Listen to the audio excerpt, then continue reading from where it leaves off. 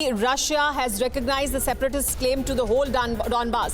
तो पूरे डॉनबास पर उन्होंने जो क्लेम था सेपरेटिस्ट का उसको उन्होंने स्वीकार किया है। पूरे डॉनबास पर रूस का अधिकार है, ये कहा है पुतिन ने। This is as close as you can get to declaring war. ये कहा है पुतिन ने। पुतिन का आज का सबसे बड़ा बयान है। पुतिन ने कहा है कि पूरे डॉनबास इलाके पर जो सेपरेटिस्ट क्लेम था, जो अलगाववादियों का क्लेम था, उसे रूस ने स्वीकार किया है।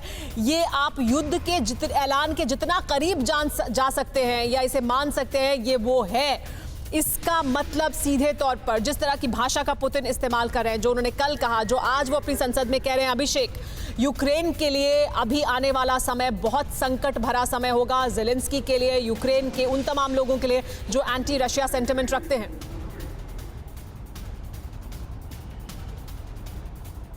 बिल्कुल आप ठीक कह रही है सुमेरा। और देखिए शुरुआत कहाँ से हो सकती है, ट्रिगर क्या है।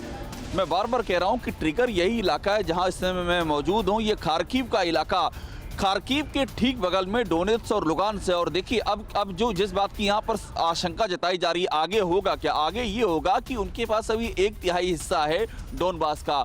अब वो इस बात का दावा करेंगे और ये मांग शुरू हो गई है कि यूक्रेन अभिषेक मैं आपको और एक बार रोके, क्योंकि मैं आपको एक बार और रोकूंगी क्योंकि ये बड़ी बात है। ये बड़ी बात है जो पुतिन कह रहे हैं। पूरे डोनबास को उन्होंने स्वीकार किया है, लेकिन क्या कह रहे हैं वो कि ये युद्ध की घोषणा इसे कह सकते हैं आप।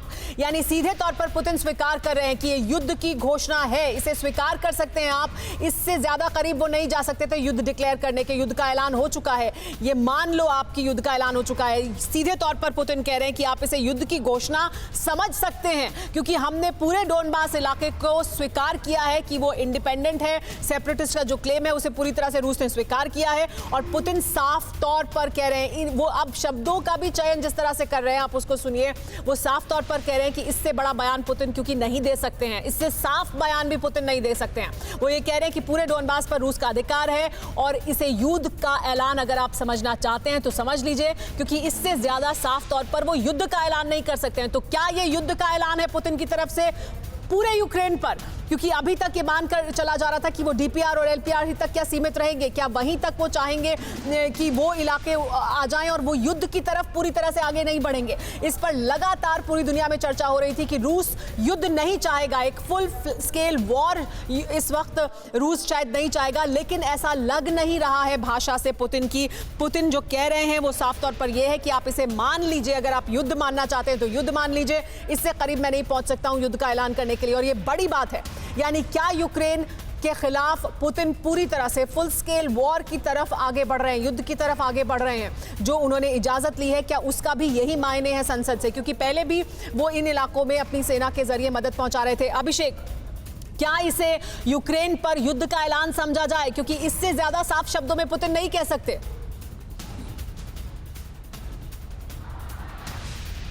सुमेरा, ये युद्ध का ऐलान ही है, क्योंकि आप इसकी ये जो पुतिन ने कहा है इसके इक्वेशन समझिए।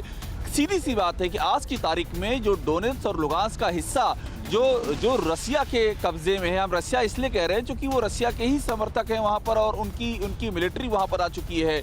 उसके आगे वो बढ़ने की बात कह चुके हैं, उसके आगे बढ़ना यानी कि पूरे डोनबास को लेना। और मैं आपको बताऊं, उनकी जो डोनबास की परिभाषा उसमें ये खार्किव भी आता है।